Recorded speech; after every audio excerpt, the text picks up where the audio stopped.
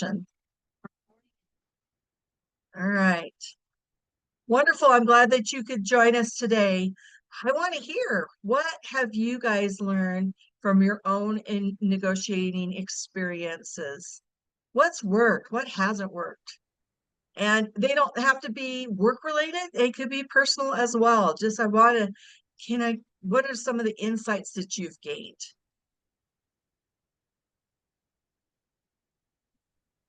Anyone want to start? I can start like a little bit. I'm an accommodator more than anything. Hey, Kyla, how you doing? Just gonna say, what's up, Patrick? Hey, Kyla neighbor. and I work together. This is great fun.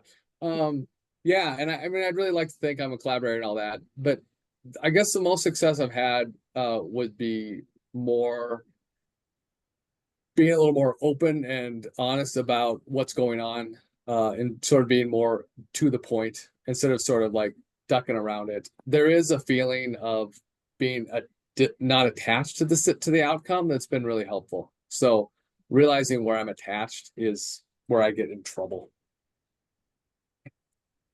I think there's some things, yeah, this is kind of, I feel like, timely with some of the stuff happening here in Montana right now, Patrick. We've had some difficult conversations. And I just think I actually realized that same thing that Patrick was just saying. I think that being upfront and open and honest and candid is super important. We had a discussion yesterday at a meeting that I was realizing, yeah, I need to be better about that. This was not a knock on you, just so you know. No. I thought you No, just find the meeting. I'm trying to out her on a national call here. Are you guys on both sides or on the same side of those conversations? Oh, I think we're in lockstep. Yeah, I don't yeah. think there's a side. Yeah, I don't know that there is a side to anything. I think there's just some transitions and things happening that, yeah, we're just going to have to kind of negotiate and figure out what's going to work for the group and the state and how we move forward. Yeah. All right. Anyone else have a thought? Something you've learned?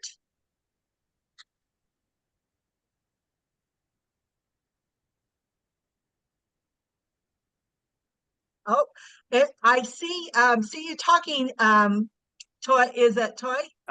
There it is. Okay, there you go. Go ahead. Okay. So I'm gonna agree with the first two speakers.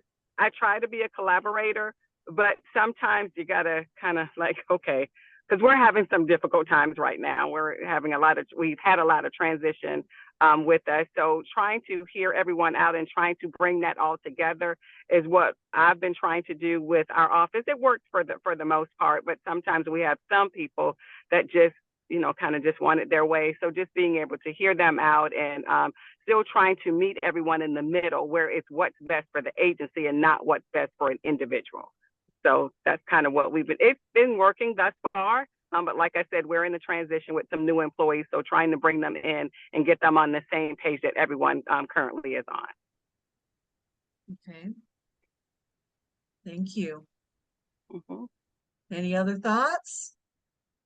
Did you use any probing when you were have you been good at that?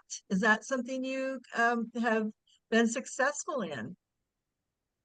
Yes, we've used probing in our office. I'm trying to just kind of ask what everyone wants, what everyone needs, what they envision, whatever the task is, what they envision it to look like, and try to work together as one team to put that all together. Now, sometimes some of what has been discovered may not be included in the final outcome, but being able to explain to everyone and being upfront with them that not everything will be included in the final task.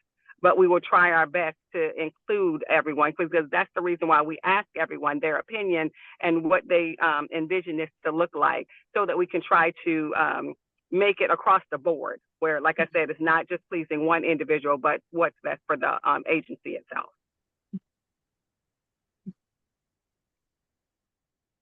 What have any of you had to work with other cultural biases?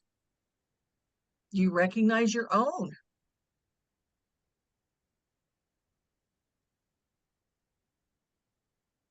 The biases one is always tough. Because you can kind of get comfortable in your bias, and it's hard to see if there's other cultural biases. Plus, once you realize it, it's such a shock that maybe you're relying on a bias. It's also, at least for me, root out who are the people in the meeting that are looking to sort of confirm their biases, because they're just looking to get in and get out. Get in and get out. And so trying to find a way to challenge them it can be really challenging, because they can create so much influence over a group, especially if they're a dominating person who doesn't see the value in what we're doing here. So those people to me are tricky just because of their aggressive nature and my own personal temperament. Mhm. Mhm. Do they push any hot buttons with you? Well, I'm just accommodating to people. I want everyone to like his own You're thing. I more mean, than I'm happy accommodating, that's to right. rumble. I'm happy to have some disagreements.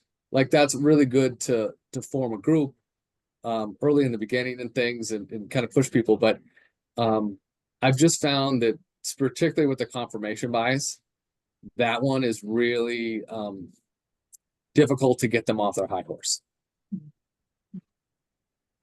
That could be, I mean, other people may be very good at that, but I challenge cutting people off. There's some people that will just like I'm doing right now, kind of monopolizing the conversation. Hey Tracy, how you doing? I'm waiting for you to talk. But they can, and they can really erode the confidence of the group, because then they just take whatever that person says, and they're like, oh, it's easy, Tom's talking. There's no Tom in my life. All right. All right. How have you had any success in maybe negotiating certain parts of it? I can remember as a young mother with a child with disabilities working with the school district about a placement, and a place they didn't want him to be was our neighborhood school, and being able to talk about a trial period and be able to say, could we try it, if not the whole school year, can we try it for a couple of months? And having them say, okay, we're going to show this mom that she's wrong. And, it was kind of like, well, it'd be an opportunity for me to have some objective perspective on how well he did in our neighborhood school as well. And so sometimes it's a matter of negotiating, maybe not the full enchilada, but some portion of it, a bite of it, that we then have better information to move forward on. The result was he stayed the whole year in the neighborhood school zone, and then when it came to discussing the next year in school, it was not an issue. They'd already seen that he could be successful there. So sometimes you have to throw the kid into the lion's den kind of approach and hope that it works, but you're ready to pull him out if you need to. So have any of you come up with any strategies? Tracy, he's looking forward to hearing from you. Do you have any thoughts? No, I'm the ultimate collaborator. I always want to hear all the points of view and come up with something that everyone's happy with. I try not to be the person who comes into the room with my mindset about something. I always want to be open. So it surprises me when other people don't, enter a room or a conversation with the same the same attitude. I'm always kind of caught off guard about that. And at this point in my life, I shouldn't be anymore. I should be. So what do you do? What do you do when somebody comes in playing hardball? Typically I still I dig in and try my best to get them to see all sides and to get to the collaboration point. And I know that's not always what happens, but sometimes I've said, let's table this, let's come back with cooler heads, and maybe we'll have a different perspective tomorrow. And that sometimes helps, sometimes it doesn't. It gives them more time to stew, but I think sometimes you have to kind of walk away and gain perspective. Yeah. Mm-hmm. And giving it sometimes, even 5 minutes, say, the emotions are running high. Do we need to take 5 minutes, be able to step, think about it, think about what's been said, and then come back where, engage again. That's important. So I know that sometimes I've found that when there's somebody whose opinion I know is going to be really very firmly stacked against me, I will meet with them privately to talk about their issues and what they feel about the situation and come up with some potential options. Then when we're in the real negotiating, the real meeting to discuss those, I already kind of know where they're at, and they haven't had to lay everything out on the table for everyone else to see. But we've had some conversation and started to build some points of agreement maybe before we even get to the meeting. And I kind of know how they're going to vote. You know, they're kind of going to say, this is what I feel strongly about. And we're kind of then better prepared to say, okay, given that, what is the real reason we're sticking with this so much? Isn't there any other alternatives that could come up? Let's see, Caitlin, one of you want to jump in? Yeah, I definitely like that approach that you had just mentioned. And I also thinking back to your example about kind of testing the waters with your kid and schooling, thinking through past grant applications where the team may have different opinions on which direction to go, even just whether to apply. I think it's been really helpful to have negotiations sometimes happen before that larger meeting. Like you said, when you have competing ideas and you can't do everything, even though a lot of ideas are great, like where can you negotiate to best fulfill those grant deliverables? And like, for example, if you want to go in one path and you say, okay, well, year one, we'll do a pilot of 3, see how it goes, test it. And then if it ended up being a positive result, you can, adapt year 2. But yeah, I am appreciating this conversation. So you're using some maybe objective criteria to say, this is what we'll measure ourselves against. We hit the bar, then we'll continue. If we don't hit the bar, then that's a point of coming back and negotiating some changes.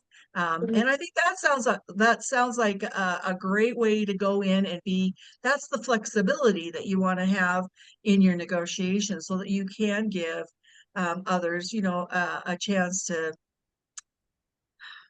be able to, say, okay, this is working, this is not, I lost staff, these things have happened. We've had to have, ongoing conversations. COVID taught us that. I mean, we had COVID and everyone was scrambling to come up with we can't go forward. This is not going to work the way we had laid it out. So what's our alternatives going to be? And coming up with some consensus on that can be a little bit of a challenge. Kate, do you want to share with us any thoughts that you have? Have you felt like you've had a great success in some way, or is negotiating kind of new to you? You'll have to unmute yourself. Can you unmute yourself?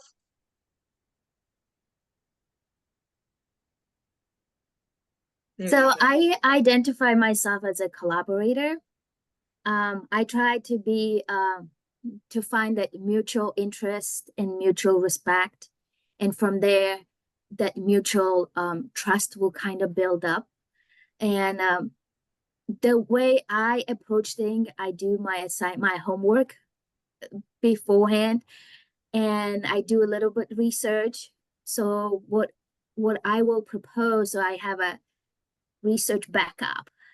So it's not who I am and what I want to do, but it's out there and exists and successful based on what we're going to implement in the event as a planner. So that's where I do day to day, like researching and finding